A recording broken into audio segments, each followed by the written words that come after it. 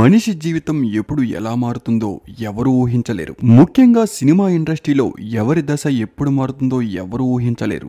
ఉన్నట్టుండి ఒక్కసారిగా స్టార్లు అయిన వాళ్ళు ఎంతో మంది, స్టార్లుగా కొనసాగుతున్న వాళ్ళు ఒక్కసారిగా డేలా పడిపోయిన వాళ్ళు చాలా మంది. సినిమా ఇండస్ట్రీలో ఈ రోజు ఒకలా ఉంటే రేపు ఇంకోలా ఉంటుంది. ఈ రోజు లగ్జరీగా కారులో తిరిగే వ్యక్తి రేపు తినడానికి తిండి కూడా లేని పరిస్థితులు ఎంతో మందికి ఉన్నాయి. దీనంతటికీ కారణం ఏంటంటే ఈ రోజు ఉన్నట్టు రేపు ఉంటుంది అనుకోవడమే. అయితే నిత్యం సినిమా ఇండస్ట్రీలో అవకాశాల కోసం ఎంతో మంది కృష్ణానగర్ వీధుల్లో తిరుగుతూ ఉంటారు. కొంతమంది ఏదో ఒక పని చేసుకుని జీవనం సాగిస్తూ ఉంటే మరికొంతమంది సినిమాల్లో ఛాన్సులు లేక పిచ్చోళ్ళవుతూ తిరుగుతూ ఉంటారు. మరికొంతమంది సినిమా అవకాశాలు వచ్చినా కూడా 2-3 సినిమాల తర్వాత అస్సలు అవకాశాలు రావు. అలాంటప్పుడు ఇటు ఇంటికి వెళ్ళలేక, అటు ఏదో ఒక పని చేసుకోలేక, ఇటు సినిమాల్లో అవకాశాలు లేక టెన్షన్ పడుతూ కృష్ణానగర్ బారుల్లో ఎంతో మంది తాగుతూ పడిపోతూ ఉంటారు.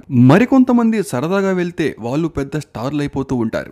ఎంతో మంది సినిమా ఇండస్ట్రీలో అవకాశాల కోసం వెళ్లి జీవితాలు నాశనం చేసుకున్న వారు ఎంతో మంది. మనకి స్క్రీన్ మీద కనిపించే వాళ్ళు చాలా తక్కువ మంది, కానీ స్క్రీన్ వెనక కొన్ని వందల మంది జీవితాలను కోల్పోతూ ఉంటారు. వెంకీ మూవీలో రవితేజ పక్కన మంచి కమిడియన్ గా, స్టార్ కమిడియన్ గా పేరు తెచ్చుకున్న రామచంద్రకి తర్వాత సినిమా అవకాశాలు లేకుండా పోయాయి. వెంకీ సినిమాతో రామచంద్రకు మంచి గుర్తింపే వచ్చింది, కానీ సినిమా అవకాశాలు మాత్రం అస్సలు రాలేదు. ఒక పక్క సినిమా అవకాశాలు లేక, మరో పక్క దాదాపు 50 ఏళ్ళు వస్తున్నా కూడా పెళ్లి కాక, ఇంకో పక్క తల్లిదండ్రులను కోల్పోయి, మరో పక్క ఎవరూ కేర్ చేసేవారు లేక నిత్యం టెన్షన్ పడుతూ పెరాలసిస్ తెచ్చుకున్నారు రామచంద్ర. ఇప్పుడు పెరాలసిస్ తో మంచం మీద బాధపడుతూ నన్ను ఎవరైనా కాపాడండి అంటూ హీరో రవితేజ గారిని వేడుకుంటూ ఉన్నారు రామచంద్ర.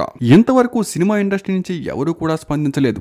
రీసెంట్ గా మొన్న ఫిష్ వెంకట్ విషయంలో కూడా ఇదే జరిగింది. రీసెంట్ టైమ్స్ లో సినిమా ఇండస్ట్రీలో ఎవరికి ఏ ప్రాబ్లం వచ్చినా కూడా ఎవరూ స్పందించట్లేదు. ఏవో అరాకొరా యూట్యూబ్ ఛానల్స్ వెళ్లి ఇంటర్వ్యూలు చేస్తున్నా కూడా ఎవరూ స్పందించకుండా అందరూ సైలెంట్ గా ఉంటూ ఉన్నారు. మరి రోజు రోజుకి సినిమా ఇండస్ట్రీ ఎందుకు ఇలా తయారవుతుందనేది ఎవరికీ అర్థం కావట్లేదు.